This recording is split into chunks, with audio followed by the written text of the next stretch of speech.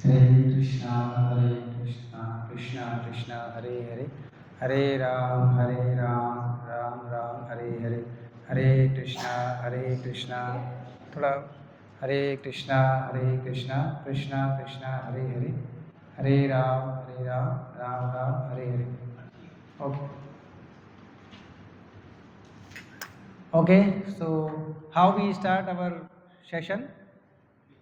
With Kirtan. Okay. तो सब लोग रेडी हैं कीर्तन करने के लिए? जय राधा माधव कुंज बिहारी,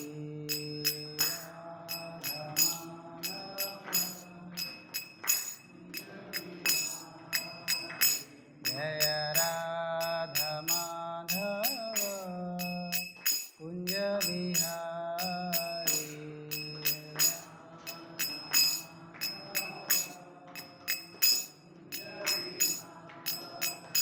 जय गोपी जन वल्लभा गिरिवरधारी,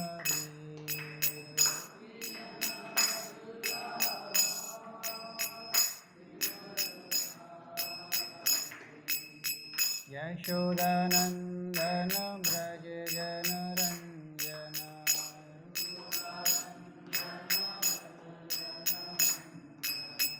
यशोदानंदन ब्रज जनरंजन,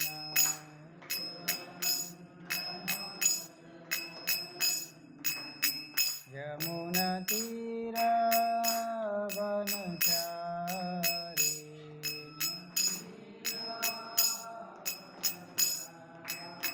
यमुना तीरा वनचारी,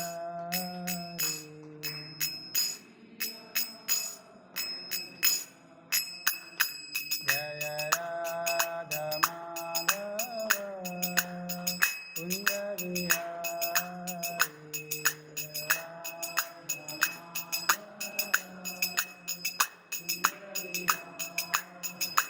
जय Radha Madhav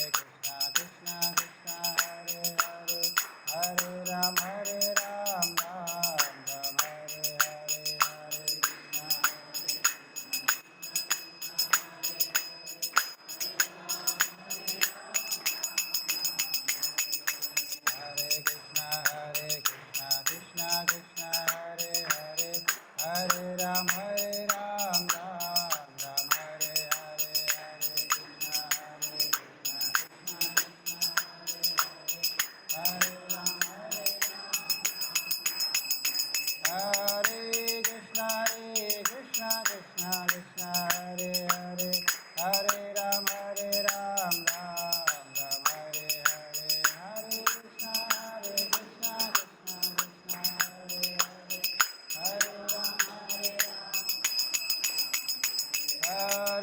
Krishna Krishna Krishna Hare Hare, Hare Ram Ram Ram Hare Hare, Hare Krishna Krishna Krishna Hare Hare, Hare Ram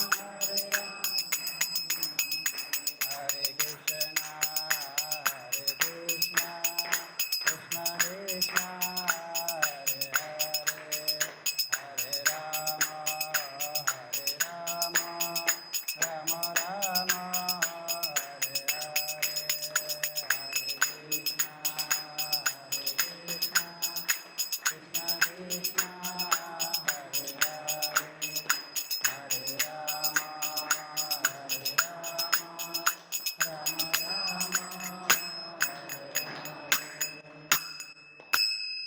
Hare Krishna. So, how you are feeling now after Kirtan? Very good. Relax. Okay. So, this is transcendental sound vibration. As I told you earlier also, this is not a material sound vibration. So, अभी तक हमने कितने session complete कर लिए? Till now, how many sessions? 3 sessions. Okay. तो थोड़ा सा आप लोगों की मेमोरी चेक कर लेते हैं, ठीक है, कितना हमें याद है और कितना हम भूल गए हैं, ठीक है, ओके। तो जस्ट आपको हाथ खड़ा करना है जिससे भी मैं पूछूंगा, पर जो भी मैं पूछूंगा फिर बताएंगे, okay. So we have one cordless mic, okay. What is the name of first session? पहले सेशन का नाम क्या था? Mic, okay. पहले सेशन का नाम क्या था? Discover yourself. ओके, तो थोड़ा सा बताएंगे क्या हमें बेसिक क्या डिस्कस किया था, बस थोड़ा सा। Okay, thank you. कौन बता सकता है पहले सेशन में बेसिकली हमने क्या डिस्कस किया था पहले सेशन में?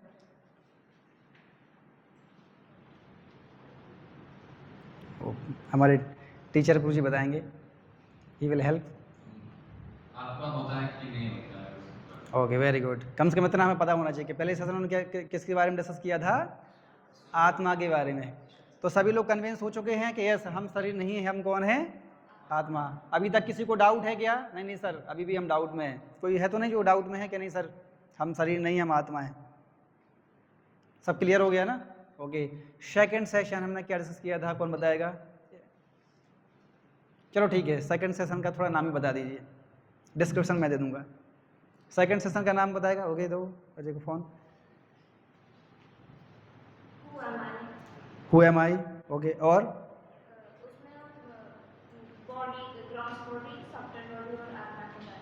ओके, वेरी गुड, ताली बजाओ। Yes, good. तो एक्चुअली पहला जो सेशन था उसको हमने 2 पार्ट में डिस्कस किया था, ठीक है ना, क्योंकि थोड़ा सा बड़ा सेशन था एक्चुअली, तो उसको मैंने 2 पार्ट में ब्रेक किया था। है वही चीज़ सोल के बारे में, लेकिन थोड़ा और उसको हमने डीप तरीके से स्टडी किया था। ग्रॉस बॉडी क्या होता है, सटल बॉडी क्या होता है, और आत्मा का स्वभाव कैरेक्टर क्या होता है। ग्रॉस बॉडी कितने एलिमेंट से मिलकर बना होता है, कौन बताएगा? शायद मैं ये सेकंड टाइम क्वेश्चन पूछ रहा हूँ। इसको उसके अलावा वो तो बता दी। हाँ हाँ, थोड़ा सा ऊपर करेंगे तो दिख जाए। मुझे लगा साथ प्रभु जी आशीर्वाद दे रहे हैं ऐसा।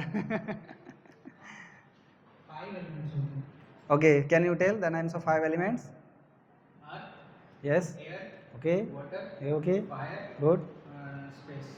Space, sky, you can say sky, yes, excellent, good, everyone can clap and okay. Subtle body कितने एलिमेंट से मिलकर बना होता है, कौन बताएगा? From girl side, what are the ingredients of subtle body? कौन कौन थे उस सेशन में जिस समय मैंने सटल बॉडी के बारे में डिस्कस किया था? कौन कौन थे? अभी हाथ ऊपर खड़ा करेंगे तो सोचेंगे प्रभु जी अभी हमसे पूछेंगे।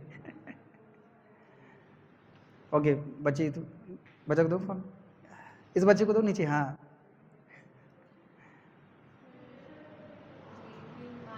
Okay, mind and third one? No, not 5 senses, only intelligence.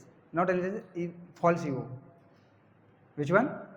False ego. So subtle body किन चीज़ों से मिलकर बनता है? Mind, intelligence and false ego, not 5 senses. So ये हो गया सटल बॉडी। और सटल बॉडी के अंदर क्या रहती है? आत्मा कहाँ रहती है? सटल बॉडी के अंदर, ठीक है। और आत्मा का कैरेक्टरिस्टिक क्या होता है? सत चित आनंद, ठीक है। सत का मतलब क्या होता है? सत मीन्स इटरनल, शाश्वत, जिसका कभी विनाश नहीं होता है। हमने एक श्लोक भी कोट किया था भगवत गीता से इसके ऊपर। कौन सा, किसी को याद है? विश्व का ना जायते म्रियते वा कदाचन नायम भूत्वा भवितवान भूया अजो नित्यम शाश्वतो अयम पुराणो ना हन्यते हन्यमाने शरीरे।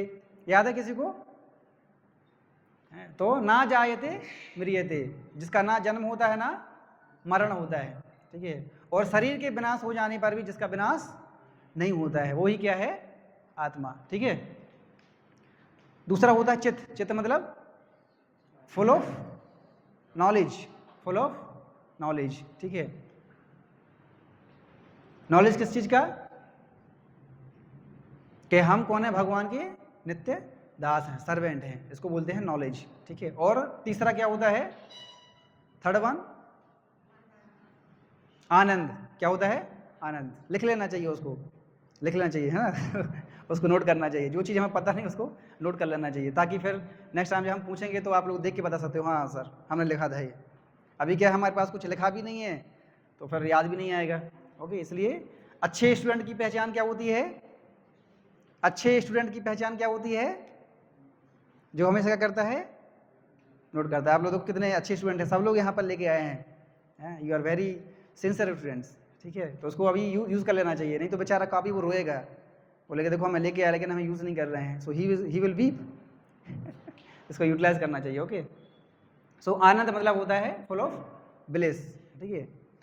एनीवे, तो ये हमने चीज़ें डिस्कस किया। उसके बाद नेक्स्ट सेशन में हमने क्या डिस्कस किया? थर्ड सेशन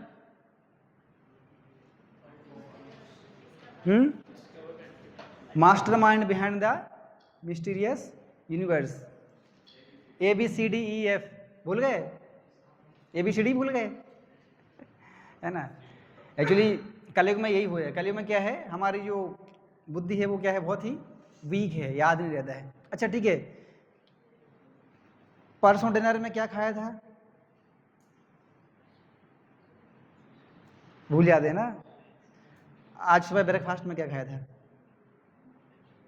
पोहा था। चलो सुबह का तो याद है, राइट। तो इसलिए हमारी कलयुग में जो मेमोरी है वो क्या है? बहुत ही वीक है। हम क्या करते हैं? भूल जाते हैं चीज़ों को, अंडरस्टैंड। इसलिए क्या इसलिए ये पेन कॉपी दिया गया है, किस लिए? कि यहाँ से निकल जाता तो कम से कम यहाँ से नहीं निकलेगा, यहाँ पर थोड़े समय के लिए रहेगा, अंडरस्टैंडिंग। देखो, जब भगवान ने जब वेद का जब नॉलेज दिया था ब्रह्मा जी को, तो ब्रह्मा जी उस समय कुछ पेन कॉपी करके नोट नहीं कर रहे थे कि कृष्ण जी बोल रहे हैं और नोट कर रहे हैं। या देखो, भगवान श्री कृष्ण ने जो गीता का नॉलेज दिया किसको? अर्जुन को। तो ऐसा नहीं था कि भगवान बोल रहे हैं और अर्जुन, हाँ कृष्णा कृष्णा थोड़ा वेट करो, थोड़ा पॉज पॉज, ओके ओके, हाँ क्या बोले? ओ अच्छा, हाँ ठीक है, वो है ऐसा नहीं था। भगवान बोलते जा रहे हैं, अर्जुन सुन रहे हैं, अर्जुन पूछ रहे हैं, भगवान बोल रहे हैं, भगवान बोल रहे हैं, अर्जुन पूछ रहे हैं। पेन कॉपी का कोई कॉन्सेप्ट नहीं था उस समय। क्यों नहीं था कॉन्सेप्ट? पेन कॉपी का कॉन्सेप्ट क्यों नहीं था उस समय? क्योंकि उस समय अर्जुन की मेमोरी बहुत शार्प थी, अंडरस्टैंडिंग। ब्रह्मा जी की मेमोरी बहुत शार्प थी। एक बार जो बोल दिया वो एक पूरा परमानेंट मेमोरी में चला जाता है। हम लोग बार बार रिवाइज क्यों करते हैं? एग्जाम जब आता है तो हम क्या करते हैं? रिवीजन। जब एग्जाम आता है तो हम क्या करते हैं? तो रिवीजन क्यों करते हैं? क्यों करते हैं रिवीजन? क्योंकि हम भूल जाते हैं, इसलिए रिवीजन करते हैं। क्योंकि हम क्या हो गए हैं? भूल गए हैं, इसलिए हम उसको रिवाइज कर रहे हैं। लेकिन ऐसा इनके टाइम पे नहीं था, इसलिए हमें नोट करना चाहिए, ओके, इंपॉर्टेंट पॉइंट्स को। ओके, तो ABCDE हमने सीखा था। तो बेसिकली उसका पर्पस क्या था? ABCDEF का अल्टीमेट पर्पस क्या था? मैंने बताया था आपको, नथिंग हैपन्स बाय चांस। याद आ रहा है?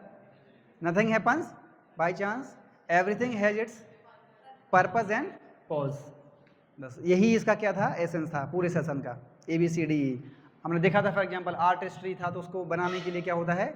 आर्टिस्ट। ब्यूटीफुल ऑर्गेनाइजेशन है तो उसको बनाने के लिए क्या होता है? ऑर्गेनाइजर। ब्यूटीफुल क्रिएशन है तो उसको क्रिएट करने के लिए क्या होता है? क्रिएटर। अंडरस्टैंड? वंडरफुल डिज़ाइंस, ठीक है, तो उसको करने के लिए, क्रिएट करने के लिए डिज़ाइनर, ठीक है। जैसे ये वॉच है, आपके पास मोबाइल है, ये डिज़ाइन है, तो उसको अपने आप नहीं आया, इसको किसी ने डिज़ाइन किया है, वो डिज़ाइनर है। उसी प्रकार से एनर्जी हम देखते हैं, तो जैसे अभी मैं बोल रहा हूँ तो किस लिए बोल पा रहा हूँ? क्योंकि मेरे अंदर क्या है? मेरे अंदर क्या है? शरीर के अंदर एनर्जी है। क्या है? एनर्जी। तो एनर्जी है इसलिए मैं बोल पा रहा हूँ। तो ये एनर्जी कहाँ से आ रही है? क्योंकि अंदर क्या है? एनर्जी का सोर्स क्या है? आत्मा। क्या है?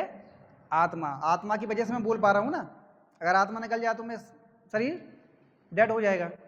और आत्मा भी किसका पार्ट है? Super soul. किसका पार्ट है? Super soul. दो चीज़ें होती हैं, एक होता है सोल, एक होता है सुपर सोल। तो सोल मतलब आत्मा, सुपर सोल मतलब परमात्मा। सोल मतलब आत्मा, सुपर सोल मतलब परमात्मा। तो soul is the part of super soul. Understanding? और हम इस चीज़ को डिस्कस करेंगे आगे सेशन में। तो ये था, अभी तक हमने ये 3 सेशन डिस्कस किए। तो अभी आप लोगों को ये इतना क्लियर हो गया है कि yes, we are not this bodies, we are spirit soul, ठीक है। And God is not a light, God is a person. God is a person. ABCD का मतलब वही है कि भगवान निराकार नहीं है। लोग बोलते हैं ना कि भगवान क्या है? निराकार। भगवान का कोई रूप नहीं है। लेकिन हमने सेशन में क्या प्रूव किया कि नहीं हो, God is not impersonal, God is a person like us, right. हमने देखा था, सैटेलाइट का एग्जांपल देखा। सैटेलाइट मूव करता है, लेकिन उसको कंट्रोल कौन करता है? वहाँ पर जो बैठे हैं सैटेलाइट्स के अंदर, उधर है ना, ऑफिस रूम के अंदर कंट्रोल करते हैं उसको, ठीक है। ट्रैफिक का हमने एग्जांपल दिया था, ट्रैफिक लॉ, है ना। उसको कौन, जैसे ग्रीन सिग्नल चल रहा है, रेड सिग्नल चल रहा है, तो अपने आप चल रहा है क्या वो? उसको कोई क्या कर रहा है? कंट्रोल कर रहा है ना। नासा का एग्जांपल दिया था, नेशनल एरोनॉटिक्स स्पेस एडमिनिस्ट्रेशन, है ना, तो उसको कंट्रोल कर रहे हैं। उसी प्रकार से जो पूरा जो यूनिवर्स है, इसको भी कोई व्यक्ति क्या कर रहा है? कंट्रोल कर रहा है। ग्रेविटेशन लॉ हमने देखा था, तो ग्रेविटेशन लॉ को कौन कंट्रोल कर रहा है? न्यूटन? नो, न्यूटन के पहले ग्रेविटेशन नहीं था क्या? था, ठीक है। तो ये ग्रेविटेशन को अल्टीमेट कंट्रोल कौन कर रहा है? गॉड, ठीक है। चलिए अभी हम आगे बढ़ते हैं और आगे। आज का सेशन है डिस्कवर मैनुअल ऑफ लाइफ। तो आज का सेशन बहुत ही इंपॉर्टेंट है, और my humble request to all of you, please note down important points, ठीक है। बहुत ही इंपॉर्टेंट है। So access truth beyond the 4 defects, ठीक है। तो आज की हम सेशन में डिस्कस करेंगे कि हमारे अंदर कौन कौन से डिफेक्ट हैं और उनसे हम ऊपर कैसे जा सकते हैं, ठीक है। तो क्या क्या हम डिस्कस करेंगे आज के सेशन में? ये चालू तो है। इनडिफिटेबल वैदिक ट्रुथ्स। तो ऐसे हम ट्रुथ्स आज के सेशन में हम चर्चा करेंगे कि जिनको कोई व्यक्ति डिनाई नहीं कर सकता या डिफाई नहीं कर सकता कि ये गलत है। नो, दीज आर द इनडिफिटेबल, मतलब कि जो इसको कोई हरा नहीं सकता है, ठीक है। वैदिक ट्रुथ्स, वेदा से हम देखेंगे, ओके। जैसे प्लांट्स हैव लाइफ, इसको हम देखेंगे। ऑलरेडी हमें पता है, यस, जगदीश चंद्र बसु, है ना, JC Bose, he is already proved that कि yes, plants have life, okay. Embryology, cow dung, cow product, ये कैसे हम यूज करते हैं, है ना। जनरली क्या होता है, किसी भी एनिमल का जो स्टूल होता है वो क्या होता है? इम्प्योर होता है। The stool of any animal is impure, understand. लेकिन आप देखेंगे कि cow is an animal, but it's stool is not impure, it's stool is a pure. How? Cow का जो स्टूल है वो कहाँ पर यूज करते हैं हम? यज्ञ में यूज करते हैं, अंडरस्टैंडिंग, घरों में यूज करते हैं, है कि नहीं। आपने देखा होगा जब भगवान श्री कृष्ण ने पूतना का जब वध किया था, कितने लोगों ने ये लीला सुनी है? पूतना को मारा था भगवान श्री कृष्ण ने, आधे लोगों को तो पता ही नहीं है है ना। तो पूतना को भगवान ने जब मारा था, तो पूतना बहुत बड़ी राक्षसी थी। तो उसको मारने के बाद उनके जो माता पिता हैं, नंद एंड यशोदा, तो बोले कि कृष्णा कृष्णा, अभी तो तुम्हारा बॉडी क्या हो गया है? इम्प्योर हो गया। क्यों? राक्षसी ने टच कर लिया है तुम्हें, तभी तुम्हें क्या करना पड़ेगा? शुद्ध होना पड़ेगा। तो पता है कृष्ण भगवान को कैसे शुद्ध किया गया था? काव यूरिन और गोबर से उनको नहलाया गया था। सोचो आपके ऊपर अगर काव यूरिन डालेंगे कैसा लगेगा आपको? How you will feel? Cow dung अगर आपके ऊपर डालेंगे कैसा लगेगा? और फील हो नहीं होगा? लेकिन भगवान को उससे नहला गया था। ये है गाय की महिमा, है ना, काऊ, कि काऊ कौन है, हमारी मदर है, अंडरस्टैंड है। तो ये है गाय की महिमा। भगवान जो कि सुप्रीम पर्सनालिटी गॉड है, उनको भी गाय के गौमूत्र से नहलाया गया था। लेकिन आज लोग क्या करते हैं, उसी गाय को मार के खाते हैं, अंडरस्टैंड नहीं। तो ये है इस मतलब मिसफॉर्चून कलयुग में, right, because people they don't have any knowledge, so they are killing their own mother, because cow is a mother, understand नहीं। हमारा जो पालन पोषण होता है वो वास्तव में गाय से ही होता है, अंडरस्टैंड नहीं। इस तरीके से हमें देखना पड़ेगा। Anyways there are many facts we will discuss, ठीक है, in this today session. Now what we are going to discuss in this session, सबसे पहले इसमें हम देखेंगे 6 blind man and 1 wise man story, then 3 ways to gain knowledge, knowledge को gain करने के 3 तरीके, कौन कौन से 3 तरीके हैं वो हम इसमें देखेंगे। देन इसके बाद हम देखेंगे 4 डिफेक्ट्स के ह्यूमन बीइंग के अंदर कौन कौन से क्या हैं डिफेक्ट्स हैं, ठीक है, वो हम इसमें चर्चा करेंगे। देन उसके बाद हम चर्चा करेंगे साइंटिफिक रिसर्च, ठीक है, क्या साइंटिफिक रिसर्च कंप्लीट नॉलेज दे सकता है या नहीं, ये हम डिस्कस करेंगे। एंड देन उसके बाद हम डिस्कस करेंगे how Veda offer complete and perfect knowledge, ठीक है। So these things we will discuss in today session, so let's go one by one. So we have limited time and within 40 minutes we have to complete this session. So I will go little fast. So you have to very attentive. Okay? बहुत ही attentive होना पड़ेगा। शरीर से तो हम यहाँ बैठे ही हैं, लेकिन हमें मन से भी यहाँ बैठना है, ठीक है ना। तो ये एक है इसमें। अच्छा, कितने लोगों ने ये स्टोरी सुनी है? सुनी है ना? ओके। तो इसमें क्या होता है, ये जो आपको दिख रहे हैं इसमें 6 व्यक्ति हैं, 6 ब्लाइंड मैन हैं, ठीक है, जिनको दिख नहीं रहा है, ब्लाइंड मैन है। ये क्या कर रहे हैं, ये जो एलिमेंट का जो बॉडी है अलग अलग पार्ट्स को टच करके इमेजिन कर रहे हैं। क्या कर रहे हैं? इमेजिन कर रहे हैं, और उसके बेसिस पे वो बता रहे हैं कि वो दिस में बी लाइक दिस में बी लाइक दिस। तो उस तरीके से हैं। जैसे आप देखेंगे यहाँ पर नंबर 1, तो नंबर 1 जो है व्यक्ति पकड़े हुए है, तो ये क्या बोल रहा है नंबर 1? ओके, नंबर 1 जो है वो किसको पकड़े है? हाथी की जो सूंड है, ठीक है, उसको पकड़े हुए है। उसको क्या, और वो क्या बोल रहा है, ये क्या है? स्नेक। उसको लग रहा है ये क्या है? स्नेक। क्या वास्तव में वो सांप है क्या? नहीं है। तो ये क्या हो गया? उसका जो इमेजिन है, पर्सपेक्शन है, पर्सपेक्टिव, वो क्या हो गया? गलत हो गया, ठीक है। क्यों गलत हो गया? क्योंकि वो क्या कर रहा है? इमेजिन कर रहा है। क्या कर रहा है? इमेजिन कर रहा है। क्यों दिख तो रहा नहीं उसको। दूसरा व्यक्ति देखो किधर गया?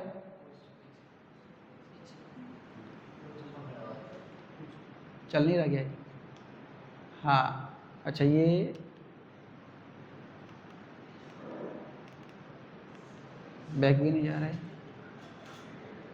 ठीक है। इसको देखना, 2 नंबर लास्ट में पूंछ पकड़े है, ठीक है। उसको क्या लग रहा है, ये क्या है? रस्सी। क्या वास्तव में वो रस्सी है? नहीं है। क्या उसका ये जो इमेजिन है वो क्या हो गया? गलत हो गया, ठीक है। उसके बाद देखें 3rd नंबर, हाथी के जो कान है उसको क्या लग रहा है, ये किसकी तरह लग रहे हैं? एक्स की तरह लग रहे हैं, ठीक है। उसका इमेजिन सही है या गलत? गलत हो गया। उसके बाद नंबर 4, उसकी जो पीठ है उसको लग रहा है कि हैवी है, थोड़ी टाइट है, लग रहा है क्या है, ये वॉल की तरह है। तो वास्तव में वो वॉल है, उसका इमेजिन क्या हो गया? गलत। और इसमें नंबर 5, उसके जो दांत हैं हाथी के, उसको लग रहा है ये बहुत शार्प सा कुछ लग रहा है, तो उसको लग रहा है कि ये किसकी तरह है? एरो की तरह है।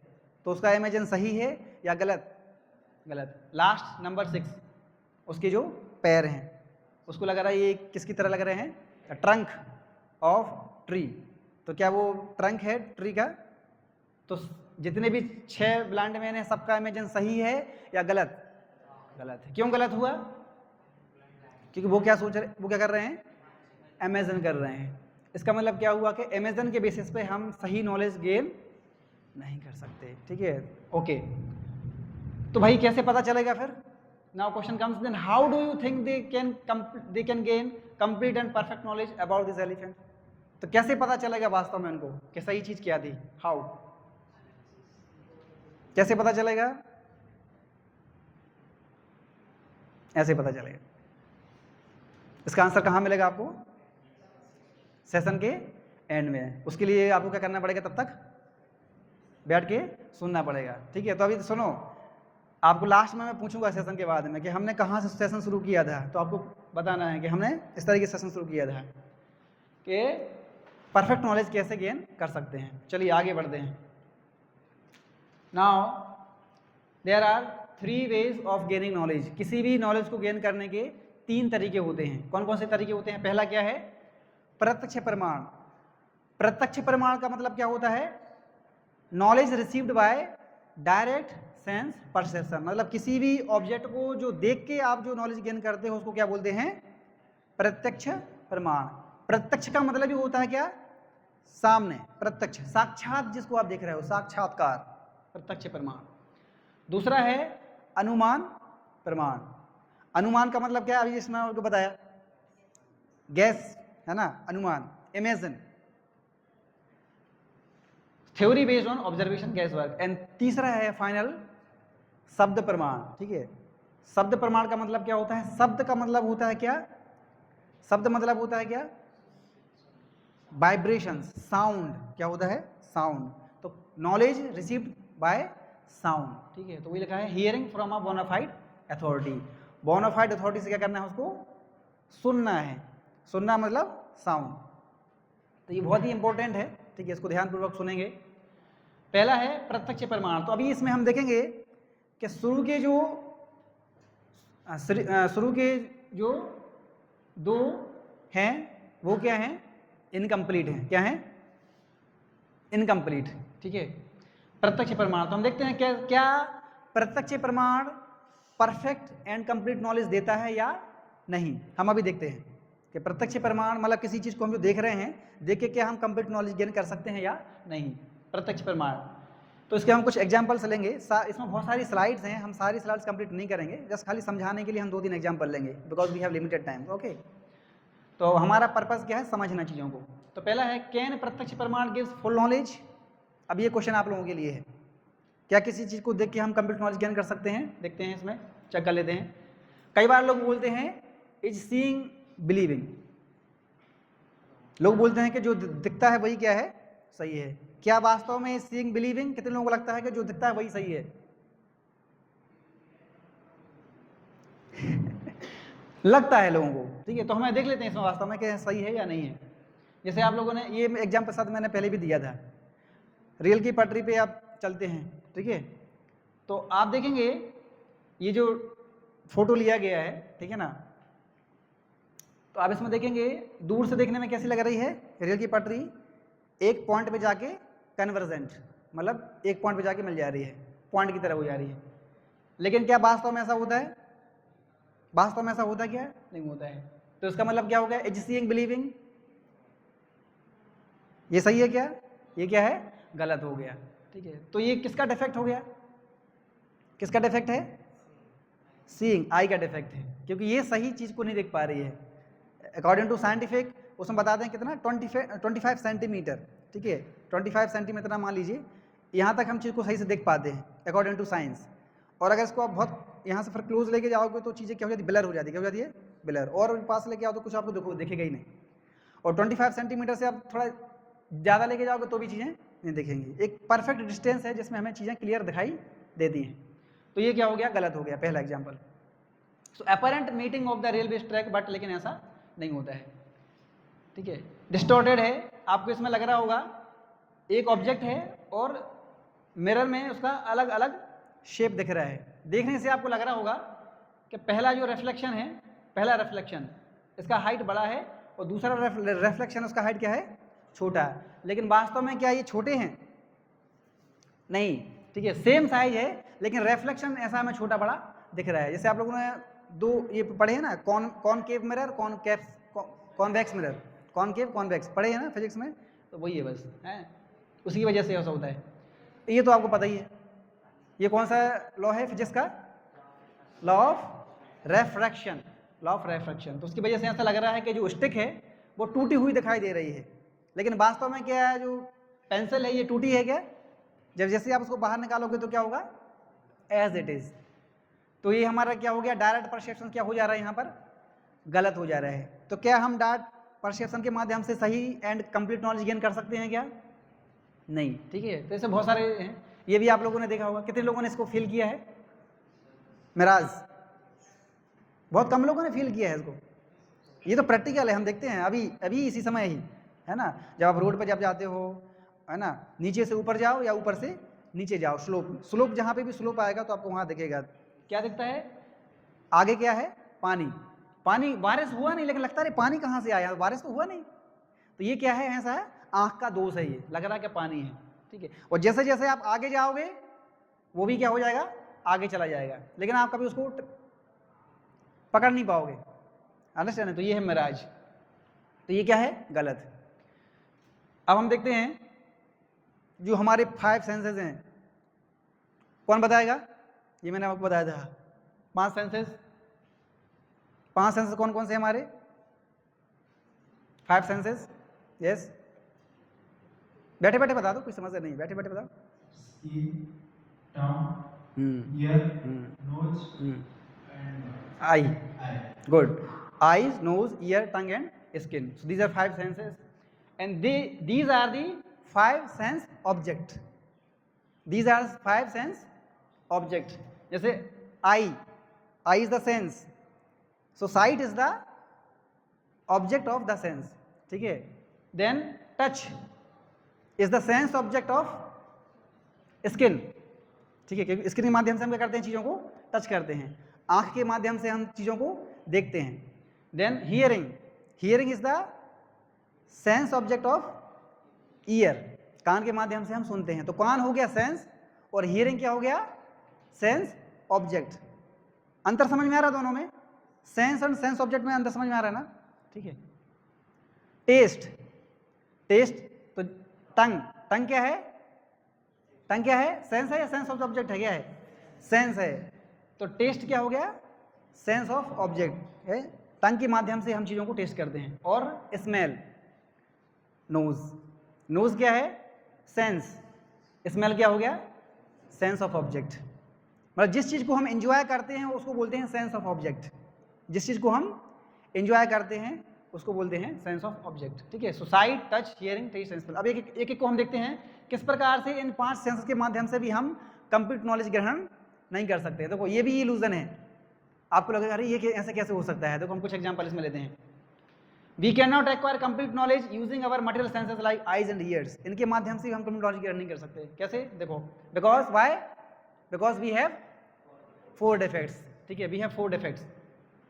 सो कौन कौन से 4 डिफेक्ट्स हैं? पहला क्या है? अरे किधर गया? हाँ, पहला है, हाँ, these are the 4 defects.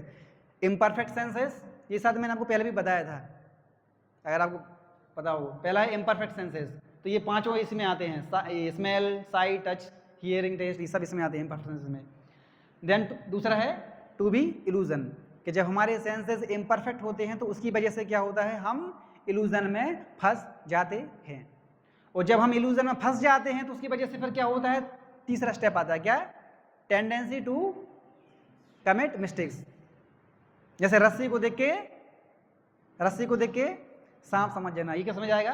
Tendency to commit mistake, ठीक है। देन जब गलती कर देते हैं तो गलती को छिपाने के लिए, हाइड करने के लिए हम क्या करते हैं? चीटिंग करते हैं। देखा भी आप लोगों ने किया होगा ना? अभी कोई करता है क्या? अभी कोई करता है? लिख के एग्जाम के समय चिट्ठी पे, बोलो प्रभु जी ये तो सीक्रेट है प्रभु, ये थोड़ी हम बता दें। अंडरस्टैंड है? तो ये सब है चीटिंग प्रोपेंसिटी, है ना।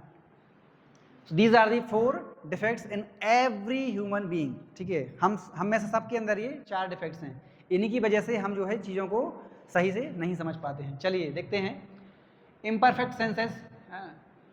तो इम्परफेक्ट सेंसेस में एग्जाम्पल लेते हैं आइज़ का, ठीक है।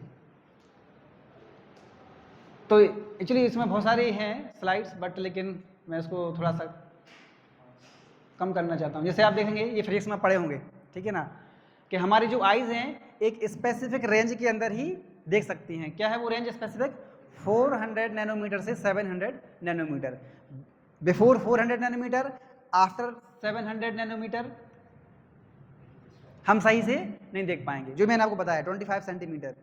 After that and below that we can't see perfect things. Same चीज़ यही है। तो ये आप लोगों ने फिजिक्स में पढ़ा, कितने लोगों ने पढ़ा है ये? तो है ना फिजिक्स। तो हम जो भी यहाँ पर एग्जाम्पल ले रहे हैं पूरा साइंस से एग्जाम्पल ले रहे हैं, ताकि आपको ऐसा लगे ना कि मैं मन से बता रहा हूँ। ओके, तो यहाँ पर देख सकते हैं उसी प्रकार से ईयर्स आप देख सकते हैं, है ना। ईयर्स हमारी रेंज जो है सुनने की, मतलब चीज़ों को सही से सुनने की जो क्षमता है वो कहाँ से कहाँ तक के बीच में है, 20 हर्ट्ज से 20 किलो हर्ट्ज और 20,000 हर्ट्ज, इसके बीच में है। That means below 20 and after 20 kilo hertz we can't hear perfectly, ठीक है। लेकिन ऐसे कई ऐसे जीव हैं जो सुन सकते हैं, ठीक है। जैसे आप देख सकते हैं चमगादड़, अल्ट्रासोनिक साउंड, वो सुन सकता है, अंडरस्टैंडिंग। तो ऐसे स्पेशल क्वालिटी दिया है। देन इसके बाद अच्छा इसमें अच्छा ये क्वेश्चन कोई क्वेश्चन आ सकता है, आप लोग क्वेश्चन पूछ सकते हैं कि अच्छा सर अगर हमारी आंख सही से नहीं देख सकते हैं, then if senses have limitations then I can use instrument to get more knowledge of the world. चलो हमारी आंखें सही से नहीं देख पा रही हैं तो हम क्या कर सकते हैं, हम माइक्रोस्कोप यूज कर सकते हैं, माइक्रोस्कोप देख सकते हैं। जैसे तारे हैं, तारे हम सही से नहीं देख पा रहे तो हम क्या करेंगे, माइक्रोस्कोप यूज करेंगे, उससे हम सही से देख देंगे। टेलीस्कोप, तो क्या ऐसे हम सही से देख पाएंगे क्या? कितने लोगों को लगता है कि यस परफेक्ट नॉलेज मिल जाएगा, मतलब कंप्लीट नॉलेज अगर हम टेलीस्कोप यूज करेंगे? तो परफेक्ट नॉलेज नहीं मिलेगा, आंख से थोड़ा सा बेटर आपको देखने को मिलेगा, लेकिन परफेक्ट नॉलेज नहीं मिलेगा। क्यों नहीं मिलेगा? क्योंकि टेलीस्कोप बनाने वाला भी कौन है, टेलीस्कोप बनाने वाला भी कौन है, व्यक्ति है ना, और व्यक्ति के सेंसेस ऑलरेडी क्या है, इम्परफेक्ट। तो टेलीस्कोप भी क्या होगा, लॉजिक समझ में आ रहा है क्या बोल रहा हूँ भाई? अगर कोई व्यक्ति बोले कि ठीक है हम आंख से सही से नहीं देख पा रहे तो हम क्या यूज करेंगे, टेलीस्कोप यूज करेंगे, टेलीस्कोप से परफेक्ट नॉलेज मिलेगा। तो मेरा पॉइंट ये है कि नहीं, परफेक्ट नॉलेज नहीं मिलेगा, थोड़ा सा बेटर नॉलेज मिलेगा, अंडरस्टैंडिंग, लेकिन कंप्लीट नॉलेज नहीं मिलेगा, क्योंकि उसको बनाने वाला भी कौन है, व्यक्ति है, और व्यक्ति के सेंसेस क्या है, इम्परफेक्ट है। अभी लॉजिक क्लियर हुआ आप लोगों का? ठीक है। सो नाउ हम आगे बढ़ते हैं कि बिकॉज बहुत सारी स्लाइड है। इल्यूजन के, अब हम आते हैं इल्यूजन के ऊपर, कैसे हम इल्यूजन फंस जाते हैं, हमारे सेंसेस जो है कैसे हमें इल्यूजन में फंसा देते हैं। जैसे आप देखें, ये आप चाहें तो प्रैक्टिकल भी कर सकते हैं, अपने हॉस्टल में या घर पे आप प्रैक्टिकल से करके देख सकते हैं, आपको पता चल जाएगा। आप क्या करो, आपके पास ऑरेंज हो, ठीक है, शुगर हो और लेमन, 3 चीज़ें, ठीक है। आप क्या करें, ऑरेंज आफ्टर शुगर, मतलब पहले आपने शुगर खा लिया, उसके बाद क्या खाया, ऑरेंज, तो ऑरेंज आपको कैसा लगेगा, खट्टा। लेकिन उसी ऑरेंज को आपने किसके बाद खाया, लेमन के बाद। पहले नींबू खाया फिर आपने ऑरेंज खाया, तो वही ऑरेंज आपको क्या लग रहा है, स्वीट। आपको नहीं लग रहा कुछ, ये क्या है, ऑरेंज पहले खट्टा लग रहा है फिर क्या लग रहा है, स्वीट लग रहा है। तो एक ही ऑरेंज है तो वो खट्टा भी लग रहा है और मीठा, तो ये पॉसिबल कैसे हो सकता है कि एक ही चीज़ खट्टी है, या तो वो खट्टी होगी या फिर क्या होगी, मीठी। खट्टी मीठी एक साथ नहीं हो सकती, तो ऐसा क्यों है? ये क्या है, रिलेटिव है। क्या है, रिलेटिव। ये डिपेंड कर रहा है कि कौन सी चीज़ पहले खा रहा है, कौन सी चीज़ बाद में खा रहे हो। ऐसा नहीं है कि जो ऑरेंज है वो खट्टा है या मीठा है, वो खट्टा मीठा नहीं है, वो डिपेंड कर रहा है कि आप किस चीज़ के पहले या बाद में खा रहे हो। समझ में आ रही बात को? तो वही है। तो शुगर जो है नेचुरली, शुगर क्या होता है, बहुत मीठा होता है, शुगर क्या है, मीठा। और संतरा जो है शुगर के कंपेरिजन में क्या है, थोड़ा कम मीठा। ऑरेंज जो है वो शुगर के कंपेरिजन में थोड़ा कम मीठा है। इसलिए जब आप ऑरेंज आफ्टर शुगर, शुगर के बाद में जब ऑरेंज खाओगे तो वही ऑरेंज आपको क्या लगेगा, खट्टा। लेकिन अब लेमन और ऑरेंज के आप कंपेयर करते हैं, लेमन और ऑरेंज, इसमें ज़्यादा खट्टा कौन है, लेमन है, ठीक है, और ऑरेंज क्या है, कम खट्टा। तो आपने क्या किया, अभी ऑरेंज को खाया लेमन के बाद, पहले नींबू खा लिया उसके बाद में खाया ऑरेंज, तो क्या लगेगा, वही ऑरेंज आपको कैसा लगेगा, स्वीट, मीठा लगेगा। तो ये है इल्यूजन। किसका इल्यूजन है ये, टंग का इल्यूजन। तो बताओ आप यहाँ पर इल्यूजन फंस गए कि नहीं फंस गए, अंडरस्टैंडिंग? तो इससे हम कंप्लीट नॉलेज गेन नहीं कर सकते। उसी प्रकार से ज़्यादा आगे बढ़ गया ये।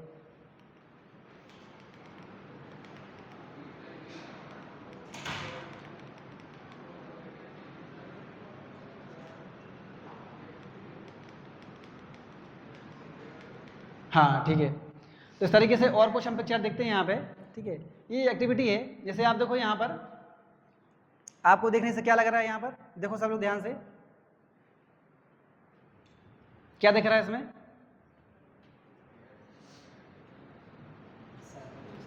ध्यान से देखो बस खाली, क्या दिख रहा है?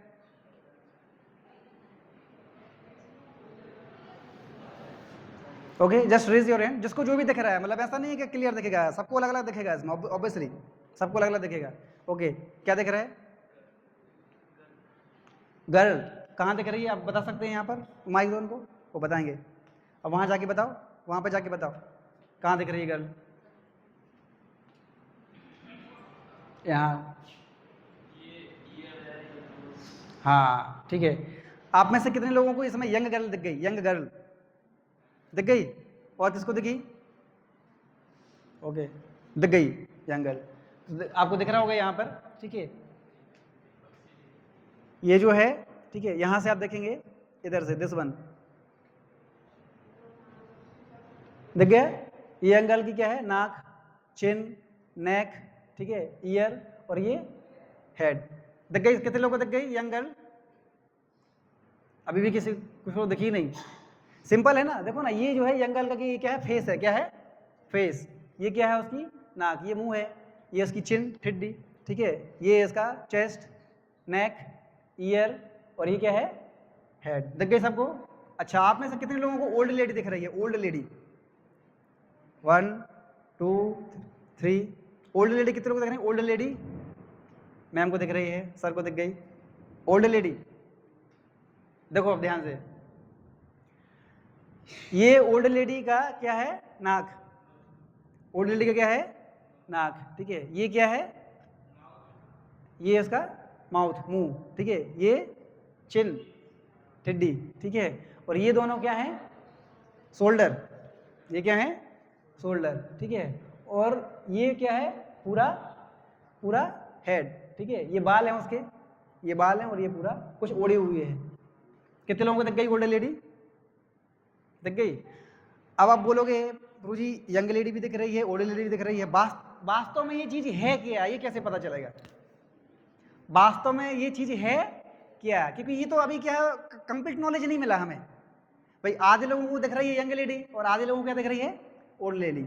हो सकता है कि इसके अलावा भी कुछ और हो सकता है, इसमें इसके अलावा भी कुछ और हो सकता है। तो कैसे पता चलेगा वास्तव में क्या है? कैसे पता चलेगा? इसका आंसर कब मिलेगा? कब मिलेगा? लास्ट में। तब तक आपको क्या करना है? ध्यान से सुनते रहना है, ठीक है। तो ऐसे बहुत सारे एग्जाम्पल हैं, सारे एग्जाम्पल मैं नहीं बता रहा हूँ, ठीक है। यहाँ पे देखो, ये वाला करवा देते हैं एक्टिविटी। इसमें क्या करना है आपको? ब्लैक पॉइंट दिख रहा है आपको, सेंटर पॉइंट ब्लैक, उसको देखना है। उसको देखो सब लोग, केवल ब्लैक डॉट को देखो, बस खाली डॉट को देखना, और कहीं मत देखना। उसको देख के आप क्या करो? ऐसे हो, ऐसे हो, आगे जाओ पीछे जाओ, करो आगे जाओ पीछे जाओ, आगे जाओ पीछे जाओ। देखना कहाँ है? केवल ब्लैक डॉट को देखना है, आगे जाओ पीछे जाओ। क्या दिख रहा है आप लोगों को? कोई एक बताएगा, वन, एनी वन।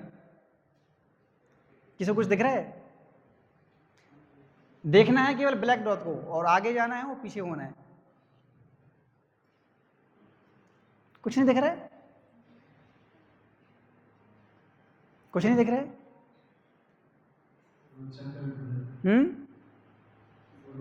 हाँ, रोटेट हो रहा है। क्या हो रहा है? रोटेट, ठीक है। आप देखेंगे एक क्लॉकवाइज और एक एंटी क्लॉकवाइज, एक क्लॉकवाइज और एक एंटी क्लॉकवाइज। कितने लोग इसको देख पा रहे हैं कि हाँ सर वो घूम तो रहे हैं, घूम रहे हैं, ऐसे ऐसे हो रहे हैं, वो हो रहा है कि नहीं हो रहे हैं ऐसे? लेकिन वास्तव में क्या वो रोटेट हो रहे हैं क्या? तो ये किसका इल्यूजन है? फिर से आँख का। तो आई की वजह से क्या हम कंप्लीट नॉलेज गेन कर पाए? क्या नहीं कर पाए। ये भी क्या हो गया? भ्रम हो गया। तो इस प्रकार से ये सब हमने बताए। चलिए आगे बढ़ते हैं। Commit mistake. तो इसी प्रकार से जब हम भ्रम में फंस जाते हैं तो कैसे हमसे गलतियां हो जाती हैं। तो इसी प्रकार से साइंस में बहुत सारे लोगों ने गलतियां की हैं। किस वजह से? क्योंकि वो सही से नॉलेज ग्रहण नहीं कर पाए, और साइंस में लोगों ने बहुत सारी गलतियां की हैं। जैसे शुरू में क्या हुआ था, जब लोगों को ब्रेन के बारे में सही से पता नहीं था वास्तव में, तो लोग क्या करते थे? पहले ब्रेन उसको समझते थे कि brain was just thought of organs to cool the blood. उनको लगता था कि जो ब्रेन है केवल किस पर्पज़ के लिए यूज हो रहा है? ब्लड को ठंडा करने के लिए, और ज़्यादा कुछ उनको पता नहीं था। और इन्होंने और गलती क्या की? इनको क्या लग रहा था? पिट्यूटरी और मास्टर ग्लैंड, ब्रेन में एक ग्लैंड होता है। आप में से कितने लोग बायोलॉजी वाले हैं? तो आपको पता होगा, ये पता है ना? पिट्यूटरी ग्लैंड होता है, तो पता है पिट्यूटरी और master glands were considered a wastage और useless tissue in a human body. तो उनको लग रहा था कि जो मास्टर ग्लैंड है, पिट्यूटरी ग्लैंड, ये क्या है, यूजलेस है, इसलिए उसको क्या कर दो, उसको ब्रेन से निकाल दो। ऐसा हो चुका है, अंडरस्टैंडिंग। तो that was a great mistake in science, understanding, due to little knowledge, उनको सही से पता नहीं था, अंडरस्टैंडिंग, तो ऐसा उन्होंने गड़बड़ी किया। ठीक है, ये तो देखेंगे फिर आगे। ऐसे लोगों ने क्या किया, साइंस में चीटिंग किया। उनको लग रहा था, कई बार लोग बोलते हैं कि हम कहाँ से आए हैं, एप्स।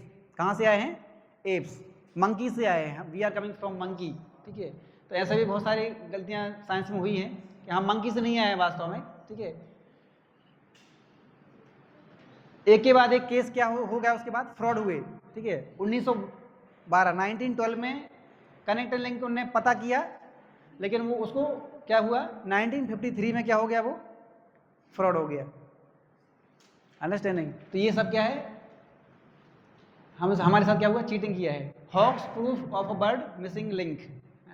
एक्चुअली वास्तव में ये लोग क्या कर रहे हैं, ठीक है, मैं आपको बता रहा हूँ यहाँ पर, ये लोग क्या कर रहे हैं, जैसे यहाँ पर लिखा हुआ है file human jaw and ape skull, दो चीज़ों को कंबाइन करके ये क्या बता रहे हैं, this evolution is coming from monkeys to human beings, right. तो चीटिंग क्या कर रहे हैं, ह्यूमन जॉ किसका ले रहे हैं, जॉ ह्यूमन का, और स्कल किसका ले रहे हैं, एप का, दोनों को क्या किया, जॉइंट किया, और इसके वजह से फिर वो क्या बता रहे हैं कि how human beings they are coming from monkeys, how they are evolved. So this is the cheating has done in the science. ठीक है, और अभी भी हम इसको पढ़ाते, मतलब लोग पढ़ते भी हैं इसको, ठीक है ना। इसका वीडियो है, वीडियो हम देखेंगे बाद में। अभी हम देखते हैं अनुमान प्रमाण के बारे में। तो इसके बेसिस पे लोग मतलब किस तरीके से अनुमान किए हैं, अनुमान प्रमाण के बेसिस। जैसे आप यहाँ पर देखें इसी चीज़ को, चार्ल्स डार्विन का नाम आप लोगों ने सुना होगा, ठीक है ना, और ये बहुत फेमस है, ठीक है, और लोग बहुत इसको विश्वास करते हैं। तो आप यहाँ पे देख सकते हैं, इसकी आप अगर थ्योरी को ध्यान से पढ़ेंगे ना, डार्विन की थ्योरी को ध्यान से पढ़ेंगे तो उसमें ही आपको पता चलेगा कि ये थ्योरी क्या है, रॉन्ग है। केवल थ्योरी को पढ़िए, आप ज़्यादा दिमाग मत लगाइए। आप देखो वो जो सेंटेंस बोल रहा है उसमें क्या बोल रहा है, I am a firm believer that without speculation there is no good. वो अपनी थ्योरी में खुद ही वर्ड यूज कर रहा है, क्या, विदाउट स्पेकुलेशन। और अभी हमने क्या बताया कि किसी भी चीज़ को स्पेकुलेशन करने से या गेस करने से हम कंप्लीट नॉलेज गेन नहीं कर सकते। तो वो थ्योरी की शुरुआत ही कहाँ से कर रहा है, स्पेकुलेशन से। बोल रहा है कि जब तक मैं किसी चीज़ को स्पेकुलेट नहीं करूँगा मैं रिजल्ट गेन नहीं कर सकता। तो उसकी थ्योरी तो यहीं पे गलत हो गई। और उसने तो क्या क्या मतलब चीटिंग किया है हमारे साथ, ठीक है। आप उसको देखेंगे यहाँ से,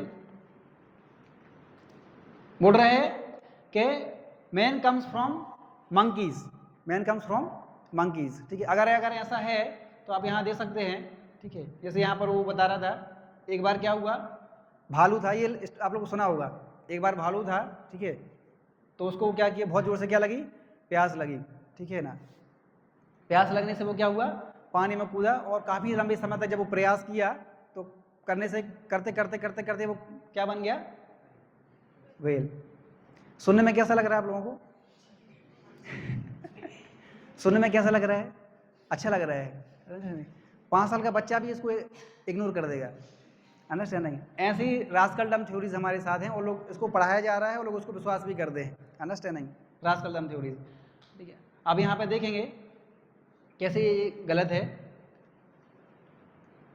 जैसे ये क्या लॉजिक दे रहा है, ये लॉजिक दे रहा है पूरा रास्कल लॉजिक। बोल रहा है कि जो जिराफ थे वो क्या हुए कि गर्दन छोटी थी, तो वो जो बड़े बड़े जो ट्री थे उनकी लीफ थी वो उसको खा नहीं पा रहे थे। तो उसने क्या किया, अपनी गर्दन को क्या किया, स्ट्रेच किया, ठीक है, गर्दन को स्ट्रेच किया, ठीक है, और वो पत्ती खा पाए और वो बच गए। तो जिन जिराफ ने अपनी गर्दन को स्ट्रेच किया वो बच गए, बाकी जिराफ क्या हो गए, मर गए, ठीक है। तो देखो अब हम क्या लॉजिक देते हैं, अगर ऐसा होता, आप देखो यहाँ से, इफ जिराफ है to stretch the neck did they not drink water. ऊपर ही खाने की जरूरत क्या थी, उसको गर्दन को स्ट्रेच करने की जरूरत क्या थी, वो तो पानी पी सकते थे ना। और दूसरा logic, what about the other quadrants, dear, जो छोटे छोटे डियर थे वो तो अपनी गर्दन को ऊपर नहीं कर पाते थे, वो कैसे बच गए, फिर वो कैसे बच गए, उनको मर जाना चाहिए था। वही लिखा है कि according to this theory all this deer they should all be dead. आज कोई डियर नहीं होना चाहिए था, आज मर जाने चाहिए थे। If monkeys have evolved from to human, why are monkeys still surviving in present day? अगर मंकीज, अगर हम लोग आए हैं तो आज कितने सारे मंकीज हैं, वो क्यों ह्यूमन नहीं बन रहे? आप देखें वृंदावन में आप जाएंगे, वृंदावन में कितने मतलब सैकड़ों सैकड़ों वर्षों से मंकीज हैं, है ना, उनकी परंपरा चल रही है, लेकिन आज तक उनकी जो परंपरा है, उनकी परंपरा में कोई भी ह्यूमन बीइंग नहीं बना आज तक, है कि नहीं? पर ह्यूमन से ह्यूमन, जैसे हमारी जो परंपरा आती है, हमारा वंश होता है, तो वंश में ह्यूमन से ह्यूमन ही आता। कभी ऐसा हुआ कि हमारे जो परदादा थे वो सांप थे? ऐसा हुआ क्या? नहीं था, वो भी ह्यूमन भी नहीं थे। लेकिन ये क्या बोल रहा है, पहले मंकीज थे, धीरे धीरे क्या हुए, है ना, धीरे धीरे जो सर्वाइव कर पाए, जो सर्वाइव नहीं कर पाए, इस तरीके से वो बता रहा है। So this rascal theory. Anyway, so कहने का मतलब ये है कि अनुमान के बेसिस पे हम कंप्लीट नॉलेज गेन नहीं कर सकते, ठीक है। तो यहाँ पर हमने दो चीज़ों को मतलब रॉन्ग प्रूव किया। एक है प्रत्यक्ष प्रमाण, मतलब डायरेक्ट परसेप्शन के बेसिस पे हम कंप्लीट नॉलेज गेन नहीं कर सकते, और अनुमान प्रमाण के बेसिस पे भी हम डायरेक्ट परसेप्शन मतलब कंप्लीट नॉलेज गेन नहीं कर सकते, ठीक है।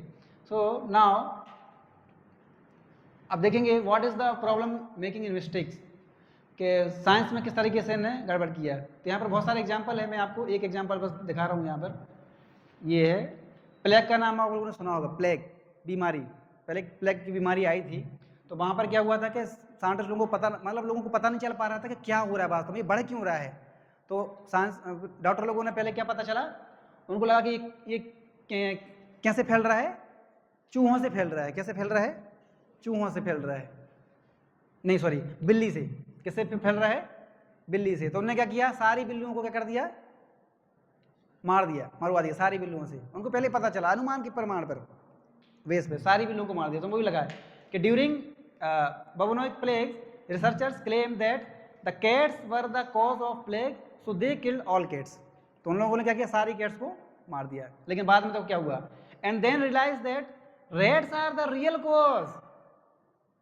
बाद में क्या पता चला, ये तो गलती कर दी हमने, प्लेग कैट से नहीं फैल रहा था, कैसे फैल रहा था? रेट से। लेकिन अभी क्या हुआ, इतने चूहे बढ़ गए, इतने चूहे बढ़ गए कि चूहों को खाने के लिए बिल्ली है ही नहीं,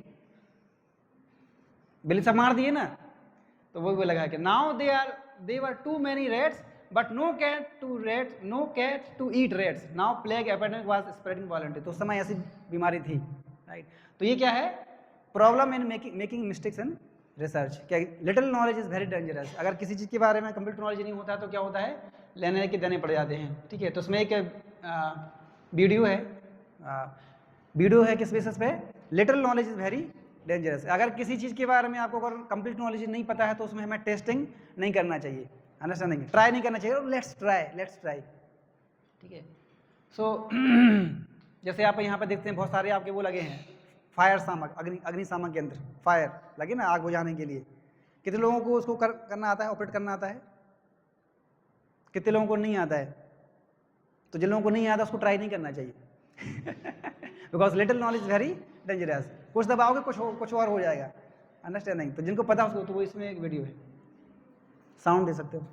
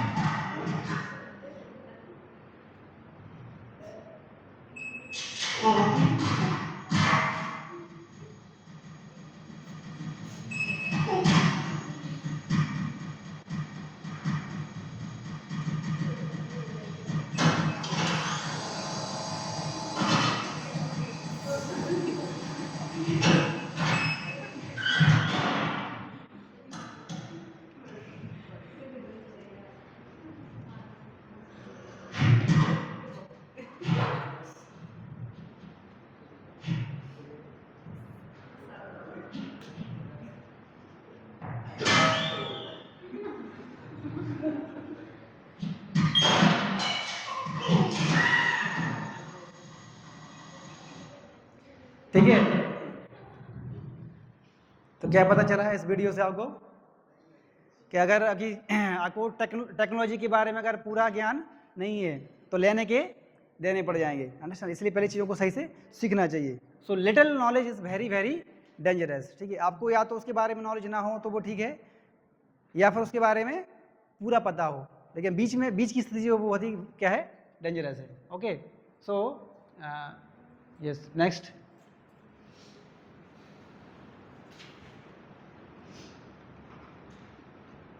हाँ, ये हो गया। So now we are moving next शब्द प्रमाण के ऊपर। किसके बारे में आते हैं? लास्ट, शब्द प्रमाण। This is very very important, ठीक है। शब्द प्रमाण, हियरिंग फ्रॉम बोनाफाइड अथॉरिटी। तो अभी हमने देखिए प्रत्यक्ष प्रमाण कंप्लीट नॉलेज नहीं दे सकता, अनुमान प्रमाण भी कंप्लीट नॉलेज नहीं दे सकता। अभी हम देखते हैं क्या शब्द प्रमाण कंप्लीट नॉलेज दे सकता है या नहीं, ठीक है। तो देखते हैं शब्द प्रमाण के बारे में, हियरिंग फ्रॉम बोनाफाइड अथॉरिटी, ठीक है। तो शब्द प्रमाण means hearing from bona fide authority. जैसे भगवान श्री कृष्ण नॉलेज दे रहे हैं अर्जुन को, अर्जुन सुन रहे हैं, किससे सुन रहे हैं अर्जुन? कृष्ण से। तो कृष्ण कौन हो गए? भगवान श्री कृष्ण बोनाफाइड अथॉरिटी। भगवान श्री कृष्ण के हो गए बोनाफाइड अथॉरिटी। तो ये है इसका मतलब शब्द प्रमाण का कि we should listen from the bona fide authority, ठीक है। भगवत गीता का नॉलेज सुना, किससे सुना? एवं परंपरा प्राप्त, मतलब एवं परंपरा प्राप्त मतलब क्या? नॉलेज रिसीव थ्रू परंपरा सिस्टम, कि जो भी हम ज्ञान ले रहे हैं, अर्जित कर रहे हैं, वो एक परंपरा के थ्रू आना चाहिए, ठीक है ना। सो जैसे how can a child know who is father? कौन बताएगा? एक बच्चे से पूछा जा रहा है कि आपके पिता कौन है, तो व्हाट इज द आंसर? क्या आंसर है? कैसे पता चलेगा?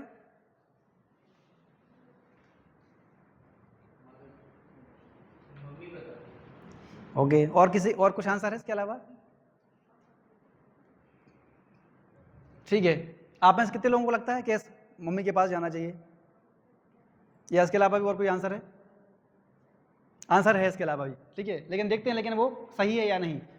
अगर कोई व्यक्ति सोचे अच्छा ठीक है मेरे पिताजी कौन है, okay let's I check genes and tell you your father कौन है, जीन्स के बारे में पता करते। तो देखो अगर कोई व्यक्ति सोचता है कि हम जीन्स को पहले चेक करेंगे, तो क्या होगा? देखो मेडिकल टेस्ट में क्या बताया गया है, genetic fingerprint takes 800 years to identify a lot of 200 men, one of whom is likely to be your father. अगर जीन्स की बेसिस पे अगर आप पता करने का प्रयास करोगे तो कितने साल लगेंगे आपको पता करने में? 800 years। लेकिन उसमें भी आपको पता नहीं चलेगा उसमें कितनी जीन्स मैच करेंगे? 200। तो क्या 200 पिता होंगे क्या बच्चे के? पिता तो एक ही है। तो ये क्या हो गया है? ये लॉजिक क्या हो गया? गलत। हमारी एज कितनी है? 70 years 80 years। हम तो रहेंगे नहीं, 800 साल लगेंगे। अंडरस्टैंडिंग? तो ये नहीं है। तो देन फिर क्या है? सिंपल तरीका। ये क्या है? बहुत ही कॉम्प्लेक्स तरीका है, very very complex. So what is the simple logic? तो ये है इंडक्टिव नॉलेज। ये क्या है? इंडक्टिव नॉलेज, कि जीन्स के बारे में चर्चा करना, ये इंडक्टिव नॉलेज है। लेकिन हम इंडक्टिव नॉलेज की बेसिस पर नहीं जाएंगे, हम किसके बेसिस पर जाएंगे? डिडक्टिव। क्या? डिडक्टिव। एक होता है इंडक्टिव, इंडक्टिव मतलब होता है कि अपने प्रयास से पता करना, खुद के प्रयास से। डिडक्टिव मतलब होता है कि ऊपर की अथॉरिटी से सुन के पता करना। जैसे टीचर आपको बताता है 2 + 2 = 4, आप कर लेते हो। अंडरस्टैंडिंग? वही से deductive. So is there any other method? Yes. What is that method? Just ask your mother and know who your father.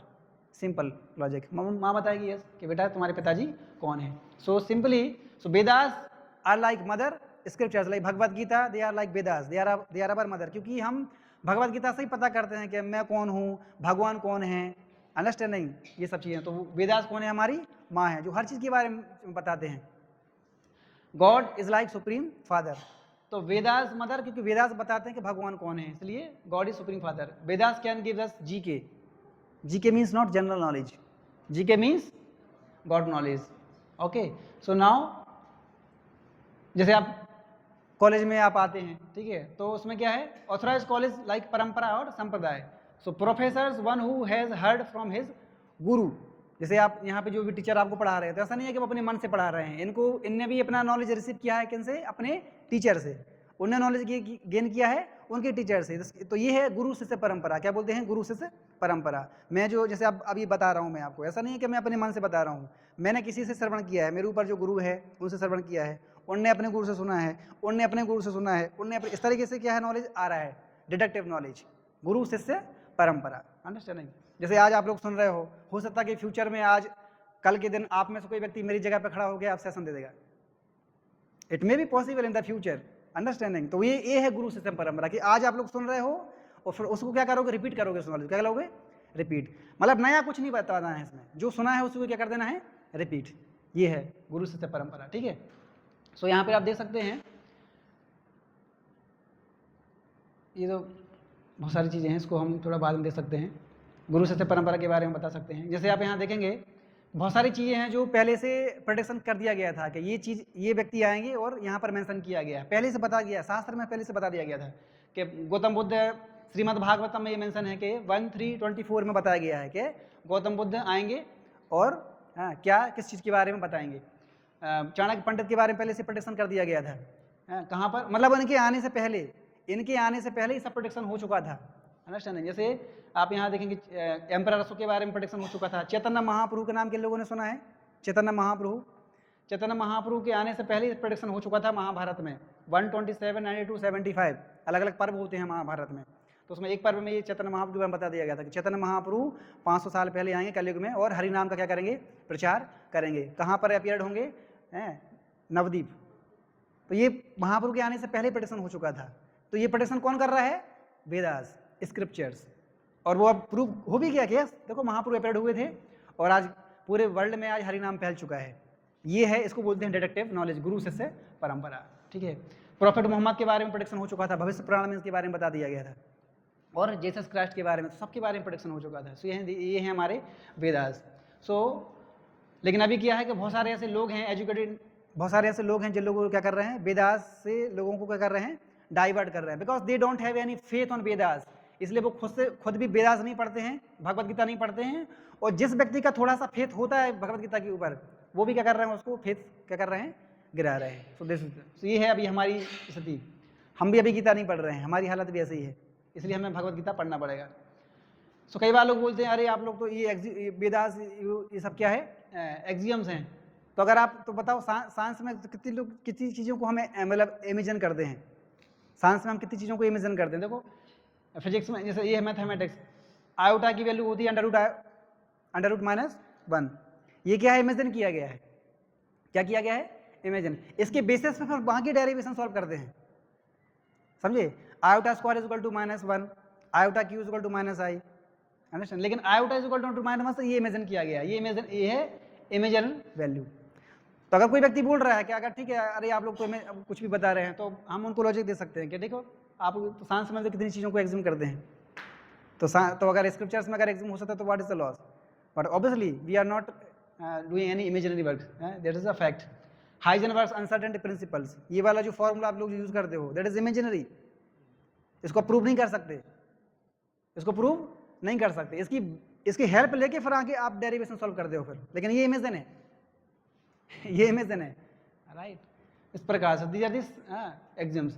The law of first law of thermodynamics, that is the imagine. इसकी वजह से फिर बाकी इसके basis पर बाकी दो law और निकाले गए हैं, लेकिन ये पहला वाला जो है ये the entropy S of pure perfectly crystalline compound at temperature T = 0 kelvin is 0 है, इसको बनाया गया है।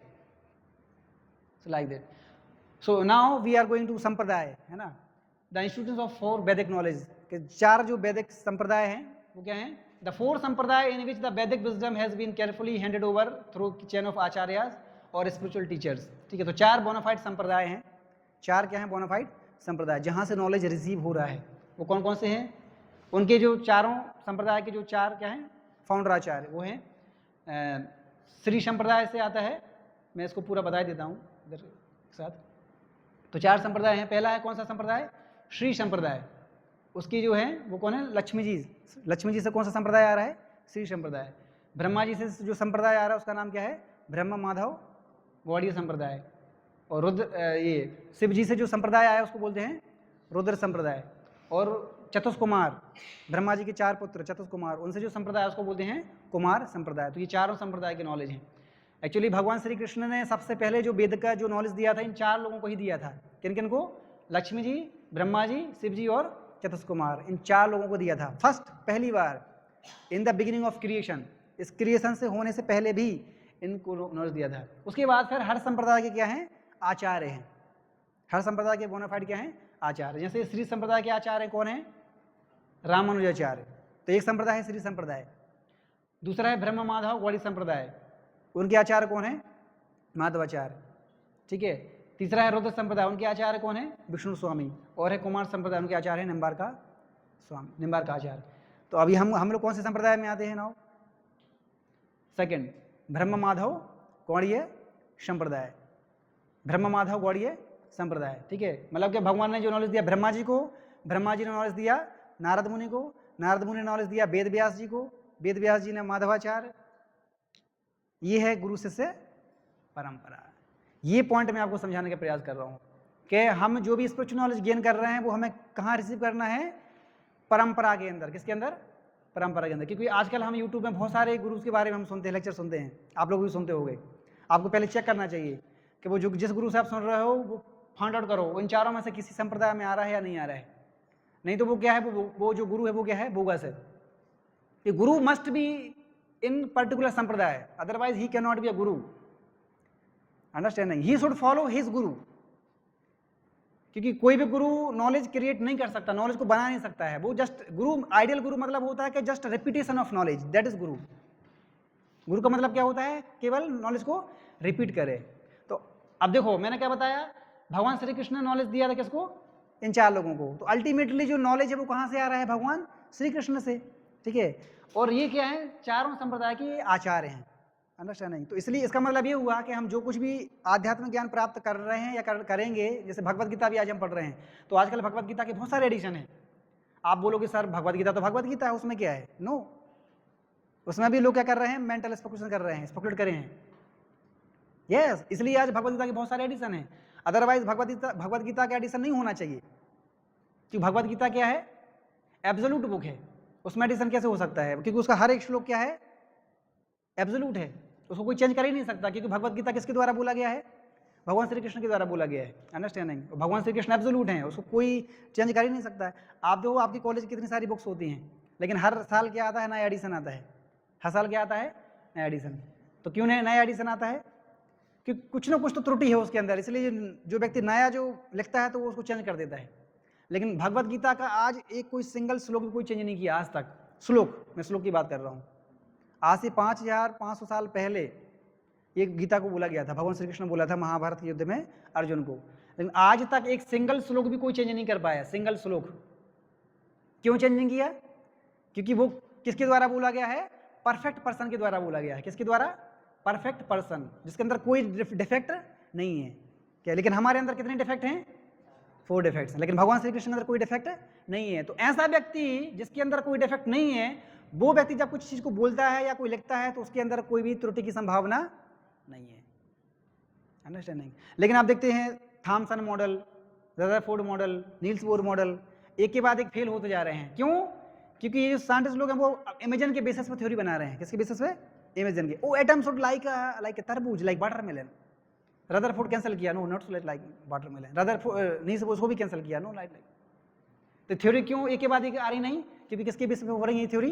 Gas work. लेकिन भगवत गीता कोई आज तक फेल नहीं कर पाया, क्योंकि वो एब्सोल्यूट पर्सन के द्वारा बोला गया है। सो द माय पॉइंट ये है, मेरा पॉइंट, कि हम जो कुछ भी स्पिरिचुअल में आजकल आप लोग जैसे बहुत सारी चीज़ें देखते हैं यूट्यूब में, सुनते हो गीता के बारे में, हमें किस चीज़ से सुनना चाहिए, किस व्यक्ति से सुनना चाहिए? जो गुरु परंपरा में आ रहा है। इन 4 संप्रदाय में से किसी न किसी संप्रदाय के अंदर होना चाहिए। नहीं तो क्या होगा? आप नॉलेज सीख भी नहीं पाओगे, आपका टाइम एनर्जी सब वेस्ट हो जाएगा।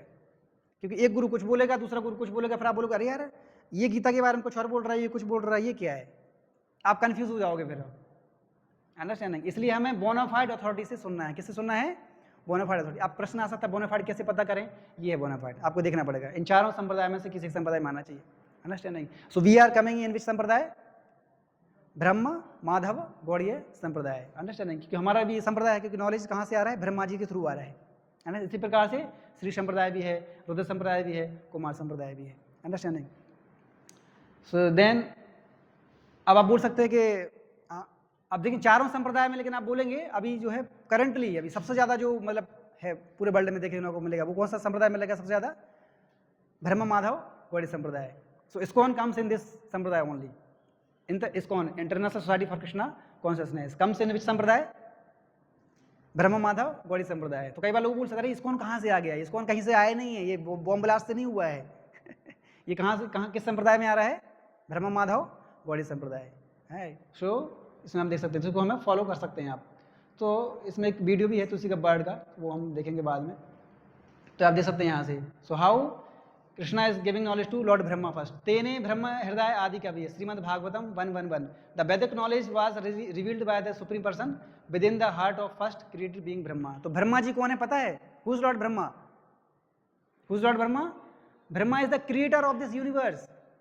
Brahma is the creator of universe. उनको भगवान ने नॉलेज दिया था सबसे पहले. एंड देन ब्रह्मा जी ने फिर उस नॉलेज किसको इम्पार्ट किया? नारद मुनि को. किसको? नारद मुनि को. अब देख सकते हैं ब्रह्मा, नारद मुनि, फिर ये सब गुरु परंपरा आ रहा है, सब आचार्य. एंड देन लास्ट में कौन आ रहे हैं? श्रील प्रभुपाद का. श्रील प्रभुपाद का नाम कितने लोगों ने सुना है? Srila Prabhupada, founder Acharya of ISKCON. तो प्रभुपाद जी भी कौन से संप्रदाय में आ रहे हैं? ब्रह्म Madhva Gaudiya Sampradaya. And we are the followers of Srila Prabhupada. इस तरीके से हमारा जो नॉलेज है वो क्या है? कंप्लीट नॉलेज है. क्या है? Complete knowledge. Because we are coming in parampara system. So the Vedic wisdom came down in disciplic succession through a chain of gurus from the beginning of creation. ऐसा नहीं होना चाहिए गुरु जो बोल रहा है उसके ऊपर कोई नहीं है, बस केवल वही क्रिएटर हो. No, that is not ideal guru. उसके ऊपर कुछ होना चाहिए, गुरु परंपरा होना चाहिए. तो ये है गुरु परंपरा सिस्टम. ठीक है. सो नाउ फाइनली आप देख सकते हैं यहाँ पर 5000 years ago, ठीक है, Vyasadeva literally incarnation of God recorded all the Vedas in writing for benefits of people in Kaliyuga. तो वेद व्यास जी ने ये सब वेदास को लिखा है. ठीक है. और हम इसको पढ़ते हैं. So we should listen in parampara system. सो वेदास दो पार्ट में है, श्रुति और स्मृति. इसको पूरा कैटेगराइज बता सकते हैं. तो वेद को दो पार्ट में डिवाइड किया गया, एक श्रुति में और एक स्मृति में. श्रुति के अंदर बहुत सारी चीज़ें आती हैं, जैसे वेद है, वेदांगा है, संहिता है, ब्रह्म उपनिषद है, ये सब हैं. और स्मृति के अंदर भी बहुत सारे. श्रुति का मतलब होता है, श्रुति मतलब नॉलेज रिसीव्ड बाय हियरिंग, उसको श्रुति बोलते हैं. श्रुति मतलब श्रवण के माध्यम से. स्मृति का मतलब होता है कि पहले उसको सुना गया है, उसके बाद उसको लिखा गया है, फिर उसके बाद उसको स्मरण करने के बाद, स्मरण मतलब उसको मेमोराइज किया गया है, उसको बोलते हैं स्मृति. ठीक है. जैसे टीचर आपको पढ़ाता है, आप उसको सुनते हो, वो क्या हो गया? श्रुति. फिर क्या हुआ? टीचर ने आपको पढ़ाया, लेकिन आप फिर क्या हुआ? उस समय तो याद रहा, लेकिन कुछ समय भूल गए. फिर आपने क्या किया? उसको रिवाइज किया. रिवाइज करने के बाद फिर से याद आ गया, वो क्या है? स्मृति. समझ गए बात को? ये दोनों सही है. सो श्रील प्रभुपाद अगेन. ठीक है. श्रील प्रभुपाद. देखो प्रभुपाद जी क्या बोल रहे हैं? Our teachings are authoritative. हमारी टीचिंग्स ऑथोरिटेटिव है. क्यों ऑथोरिटेटिव हैं?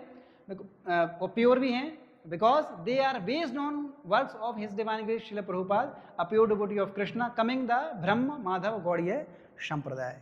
सो जो मैं आप बता रहा था आपको वही आ गया है. सो ब्रह्म Madhva Gaudiya Sampradaya. That's why we should read Bhagavad Gita as it is. हमें गीता पढ़ना, लेकिन कौन सी गीता पढ़ना चाहिए? Bhagavad Gita as it is. As it is मतलब कोई इसमें मेंटल स्पेक्स नहीं होना चाहिए. और वो भगवद गीता किसके द्वारा दिया गया है? श्रील प्रभुपाद के द्वारा. ठीक है. सो नाउ शुरुआत कैसे हुई थी हमारे सेशन की? याद है? 6 ब्लाइंड मैन इमेजिन कर रहे थे, लेकिन क्लियर नहीं हो रहा था. तो अभी ना अभी आपको पता चल गया होगा. कैसे पता चलेगा वास्तव में कि कौन सा पार्ट किया है? ये कैसे पता चलेगा उन 6 व्यक्तियों को? कैसे पता चलेगा? हाँ, गुड. कैसे पता चलेगा? जब वो उस व्यक्ति से सुनेंगे जिस व्यक्ति ने हाथी को देखा है. तो वही है. तो जब वो उस व्यक्ति से सुनेंगे जिस व्यक्ति ने हाथी को देखा है, जब वो बोलेगा कि बेटा ये तुम गड़बड़ कर रहे हो, ठीक है, तो ये है व्यक्ति. इस व्यक्ति ने हाथी को देखा है. जब ये बताएगा कि this is this, this is this, this is this. Oh अच्छा अच्छा, ठीक है. तो प्रत्यक्ष प्रमाण और अनुमान प्रमाण के बारे में हम कंप्लीट नॉलेज गेन नहीं कर सकते हैं. कंप्लीट नॉलेज और परफेक्ट नॉलेज कैसे पता चलेगा? बाय शब्द प्रमाण. कौन सा? शब्द प्रमाण. ठीक है. So this is the final story. Thank you very much. Hare Krishna. Does anybody has any question? Actually थोड़ा 5-10 मिनट लेट